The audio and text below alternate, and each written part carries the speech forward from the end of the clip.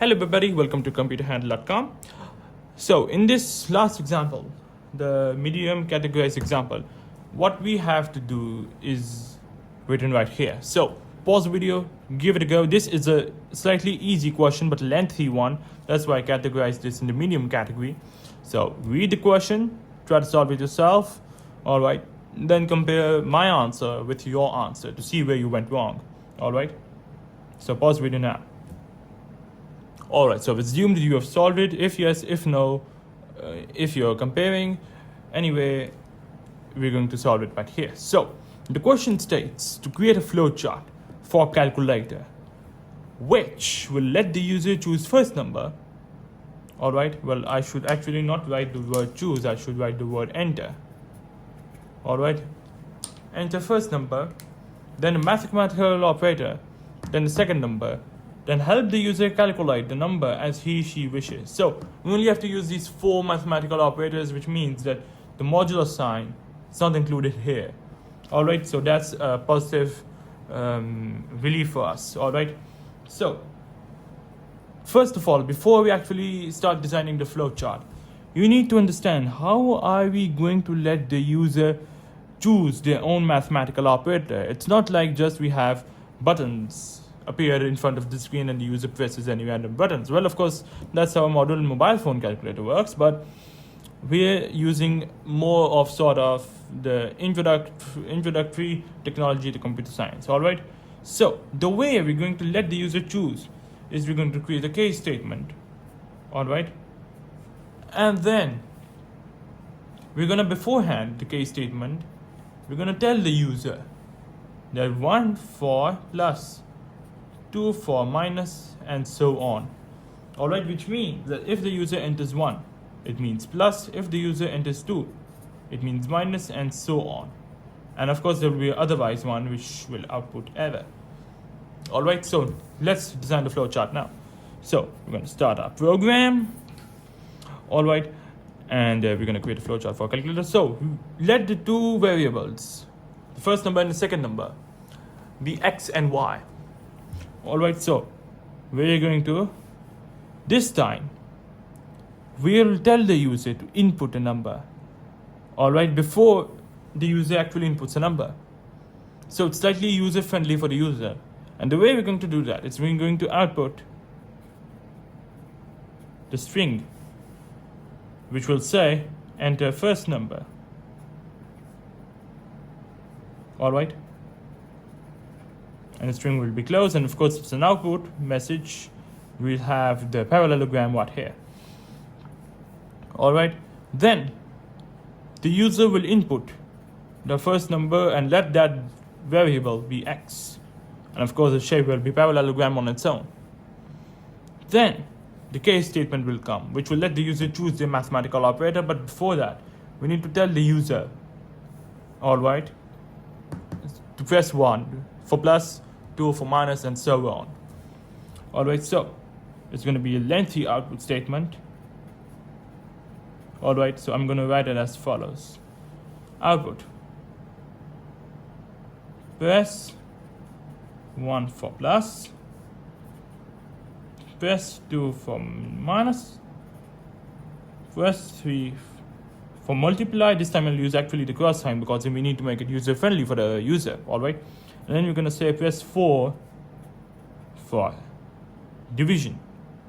Alright, and actually we're going to write the same sign because we don't have that sign in the computer. And then we're going to close the string right here. This is an entire string. Alright, and of course this is going to be a mega parallelogram, probably the biggest one in the entire chapter, in fact on the entire website, on the entire series. Alright, then the case statement will proceed. The case statement will say, alright, and of course we need a third variable which will decide the mathematical operator. Alright, and let that variable be z. Alright, I'll not confuse it with x or y. So we have 1, 2, 3, 4. We're going to write case of z. Alright, it's a case statement, so we're going to write case of z. And we've got multiple conditions. Alright, if the user presses 1, which means it's gonna move on to the plus side. All right, if the user presses 2, it's going to move on to the negative side. If the user presses 3, it's going to move on towards the multiplication side. And if the user presses 4, it's going to move on to the division side. Otherwise, we're going to output error in the form of string, data type, and then we're going to end our program like so. Alright, but what about these? Once the user has decided which mathematical operator to use, we really need to input the value of really need to let the user to input the value of second number. So of course, for the sake of user friendly, we can say to the user output second number, output second number, output second number, output second number, and then we're going to say input y, input y, input y, input y, and then it's going to proceed to all for multiple mathematical calculations, and it's going to end the program here. But for the sake of saving space, I'm not going to write this statement for enter second number. Instead, I'm going to proceed on directly to input y, input y, input y, input y, and we're going to create a parallelogram on all of these like so. All right, then once y is inputted, all right, the second number, we're going to proceed on towards the fourth variable, all right, which will say, of course, calculate the answer, which would be the actual calculation part. And that number, that variable, let it be a, because a for answer, all right? Let that variable be a.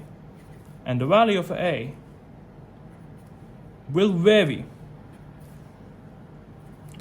upon, because the value of f, x, and y will be the same in all scenarios, but of course the operators will be different. And of course, in computer science, we use the asterisk for multiplication. And of course, it's a process. We're going to create a good bunch of rectangles like here. Here. And then we're going to output a, all right, in this format. Simple. And then we're going to end the program. All right, and of course we're going to join multiple arrows like here to complete the flowchart. Now, before we drive on, you might have noticed we got two ends. Well, we have no limitations to how many ends there are, because we can have multiple scenarios for permanent conditions, all right? But we have, no matter how many ends we have in a flowchart, we have to have a single start, because we can't start from multiple areas. Of course, we have to start from the single area, and then we can proceed on to the multiple directions. So now let's drive in the program with indeed a trace table with the value of x, the operator z, the second value y, and of course the answer a. All right.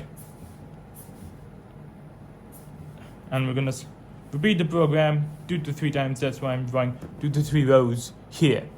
So the program will say and tell us to input the first number. All right. So the first number, let it be 2. All right. Then it's going to help us choose the mathematical operator. So the mathematical operator is x. All right, is the multiplication. So I'll press 1. It's going to automatically put through here. So the value of z has been inputted as 1, which means that we're going to add right here. All right, and then the value of y is to be inputted, the second number, which we're going to assume it as 2 to give our answer, because x 2 and y is 2. It's going to give us the answer 4, which means we're going to output a 4, and it's going to end the program like so. All right, then let's try another example. Let's input our first number to be 6.